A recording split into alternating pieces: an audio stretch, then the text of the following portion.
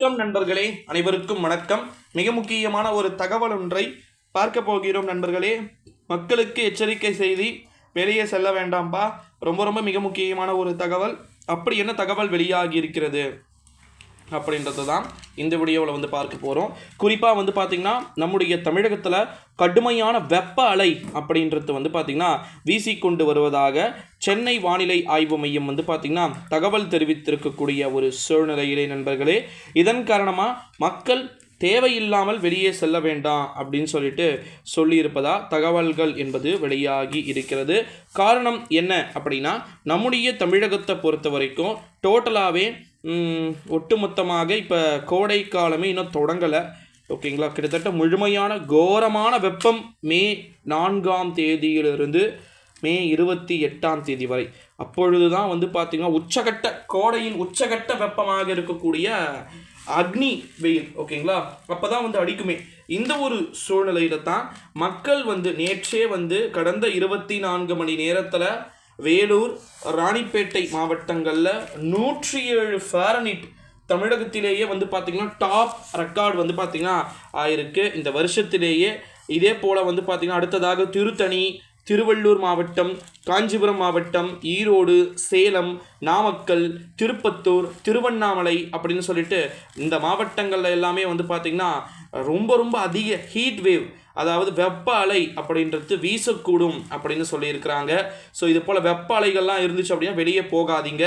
இன்னைக்கு மக்கள் ஓட்டு போடக்கூடிய தினம். ஓகேங்களா, கிட்டத்தட்ட பார்த்திங்கன்னா ஒட்டு மொத்தமாகவே பார்த்திங்கன்னா இன்று மக்கள் வாக்கை செலுத்தக்கூடிய ஒரு நேரம். ஓகே, ஒரு சூழ்நிலையில தான் குறிப்பாக பார்த்திங்கன்னா தமிழகத்தில் தேர்தல்களுக்கான வாக்குப்பதிவு இப்போ கொஞ்சம் வெயில் ரொம்ப அதிகமாக தான் இருக்குது. வட மாவட்டங்கள் நார்த் மட்டும் இல்லை, எல்லாத்துலேயுமே பொழக்குது வெயில். ஸோ அதனால் கொடையை பிடித்து கொண்டு நீங்கள் செல்லுங்கள். ஓரளவு உங்களுக்கு வெப்பம் தணிகிற மாதிரி இருக்கும். ஸ்கூல்ஸு அந்த மாதிரி கல்லூரிகளில் தான் போகிறீங்கன்றதால கொஞ்சமாவது மரங்கள் இருக்கும். ஸோ ஓட்டு போடுறதுக்கு மூத்த குடிமக்களுக்கு, சீனியர் சிட்டிசன்களுக்கு பார்த்திங்கன்னா தனி வழி அப்படின்றது ஏற்படுத்தி கொடுக்கப்பட்டிருக்கு. ஸோ அதனால் பயப்பட வேண்டிய அவசியம் அப்படின்றது இருக்காது அப்படின்னு சொல்லலாம். வெப்ப அலை அப்படின்றது மட்டுமே வீசிக்கிட்டு இருக்கு. வெப்ப சலனமடை தமிழகத்தில் மே முதல் வாரத்தில் பார்த்திங்கன்னா இருக்கக்கூடும் அப்படின்னு தகவல்கள் என்பது வெளியாகி இருக்கிறது நண்பர்களே. ஸோ அதனால் கவலை அப்படின்றது வேண்டவே வேண்டாம் அப்படின்னு சொல்லலாம். மக்களுக்கு எச்சரிக்கையான ஒரு செய்தி என்பதன் காரணமாக இந்த வீடியோவை உங்கள் நண்பர்கள் அண்டு ஃபேமிலி எல்லாருக்குமே ஷேர் பண்ணுங்கள். அது மட்டும் இல்லாமல் இன்னொரு மிக முக்கியமான ஒரு நம்முடைய சேனலின் சார்பாக ஒரு அறிவிப்பு. நீர்ச்சத்து அதிகமாக இருக்கக்கூடிய பழங்களை பார்த்திங்கன்னா ஒன்றுங்க.